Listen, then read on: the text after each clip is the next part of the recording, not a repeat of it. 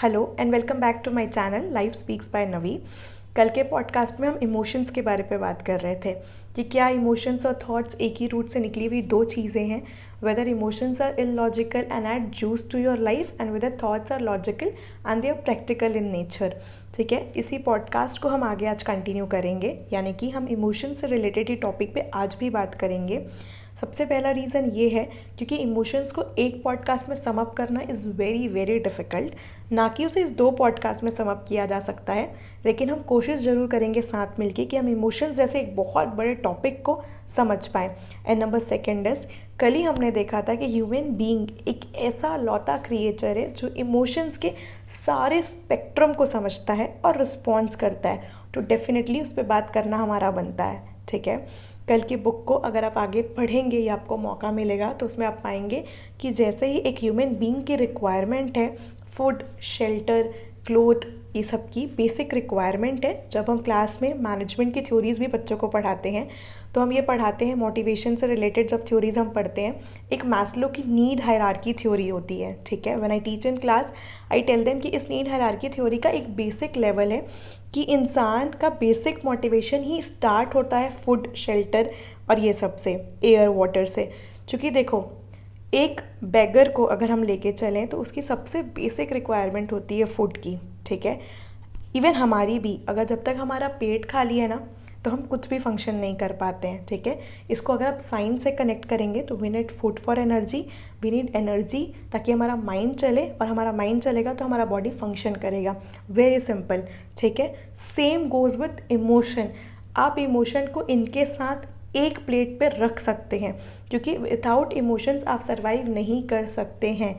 इसीलिए कल के पॉडकास्ट में जब लोगों का ये रिस्पॉन्स आया, बहुत सारे लोगों का, कि इमोशंस इसलिए उनके ऊपर हावी हो जाता है या उन्हें ऐसा लगता है कि इमोशन सच में इलॉजिकल है और जूस ऐड करता है उनकी लाइफ में, तो उसका मेन रीज़न ये था कि उन्हें ये लगता है कि कभी कभी गलत जगह पे गलत इमोशंस सामने आ जाते हैं जिसकी वजह से लॉस हो जाता है। जैसे कि जॉब पे, लेट्स से करियर पे, रिलेशनशिप पे या दोस्ती यारी पे।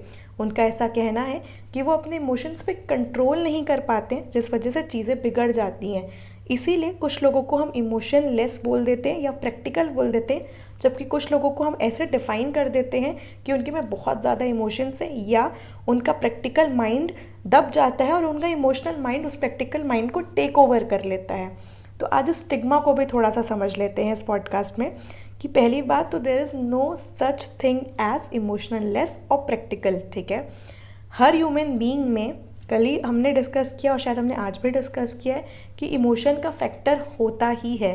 तो there is no such thing as emotion less और वेरी प्रैक्टिकल इन नेचर। हाँ, ये अलग बात है, अपनी अपनी समझ, एक्सपीरियंस की वजह से कुछ लोगों ने उसे कंट्रोल करने के ऊपर मास्टरी हासिल कर ली है और कुछ लोगों ने शायद नहीं की है, पर समय के साथ वो भी एक लेवल आपका आ जाएगा।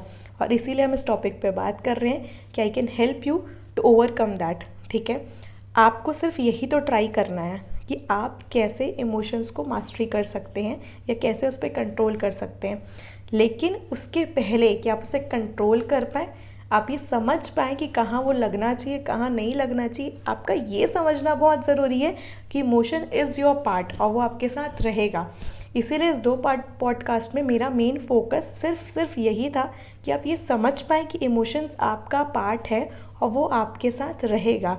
नेक्स्ट पॉडकास्ट में हम ये कोशिश करेंगे समझने की कि उसे कैसे, कब जताना है, कब नहीं जताना है, कितना कंट्रोल करना है और कितना कंट्रोल नहीं करना है। Thank you so much.